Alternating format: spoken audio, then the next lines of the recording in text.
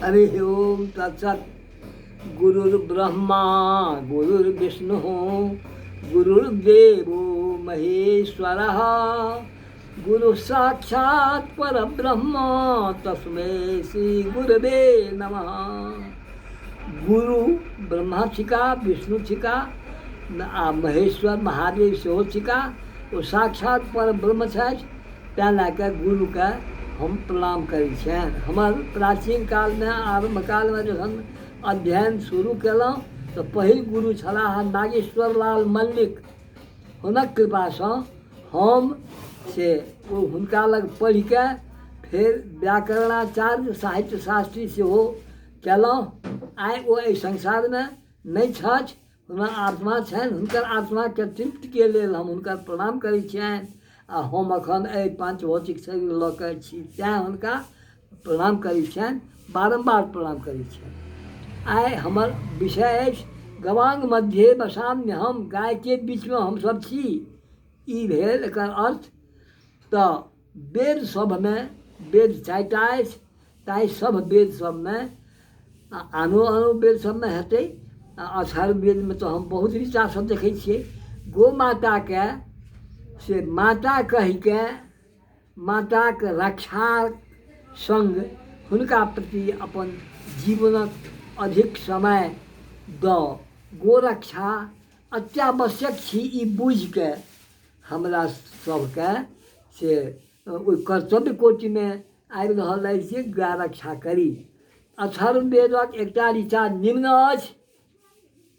नमस्ते जायमानायै जाताया उत ते नमः बालेभ्यः सफेभ्यो रूपायां ते नमः। हे अवध्य गौ, उत्पन्न होमक समय अहाँके प्रणाम, आ उत्पन्न भेला पर सेहो अहाँके हमर प्रणाम अछि। अहाँके रूप, शरीर, रुइयाँ आ खुर सबके हमर विनम्र प्रणाम अछि। एहि संपूर्ण विश्वमे गौ एक महनीय, अमूल्य आ अकल्पनीय आ कल्याणप्रद जीव छी। गो भगवान सूर्यक एकटा प्रधान किरणक नाम सेहो छी। ई किरण केवल गायमे मात्र अधिक मात्रामे समाविष्ट होइत। गौ आ पृथ्वी ई दुनू गायके दूटा स्वरूप छी।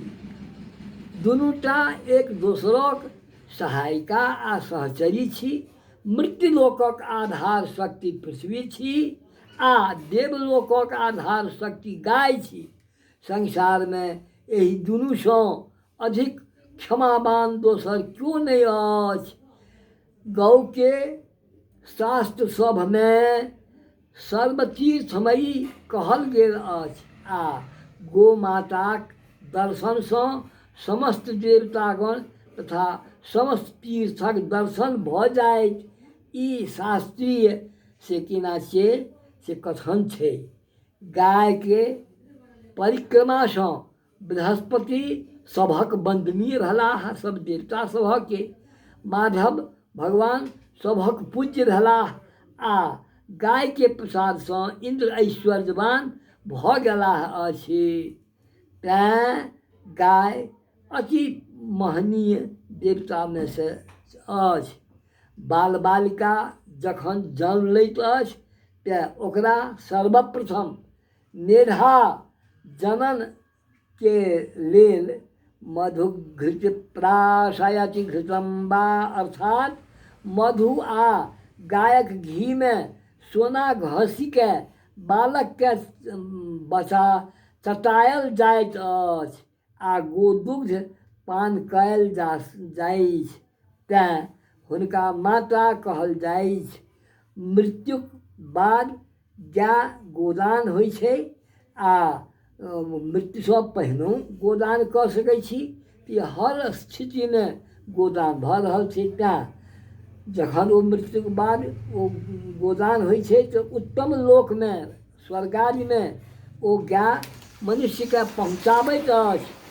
अथर्ववेदमे कहल गेल अछि अयं मे गोपतिस्तं जुषस्व स्वर्गं लोकमधिरोह। यैनम गोदान पंचदानक अर्थात श्राद्धादि क्रिया में से एकटा गोदान जे होइ छै से प्रधान अंग एकटा ओकरा मानल गेलै गायके। तैँ गाय एक स्वर्गीय ज्योति छी जकर प्रादुर्भाव भगवान मनुष्यक कल्याणार्थ कयलनि। महाभारत में कहल गेल अछि जे गोमयी पश्याम्यहं नित्यम गावः पश्यन्तु मां सदा। गावोऽस्माकं वयं तासां ततो गावस्ततो वयं गावो ममाग्रतो नित्यं गावः पृष्ठत एव च। गावो मे सर्वतश्चैव गवां मध्ये वसाम्यहम्। पूर्व काल में ई अहाँके महाभारतक श्लोक छियै। गाइएके बीचमे हम छी से बात एहिमे कहल गेल है मुख्य बात। पूर्व काल में गोरक्षा गोयज्ञ भगवान परब्रह्म कृष्ण केने छलाह गोवर्धन पूजन के समय में।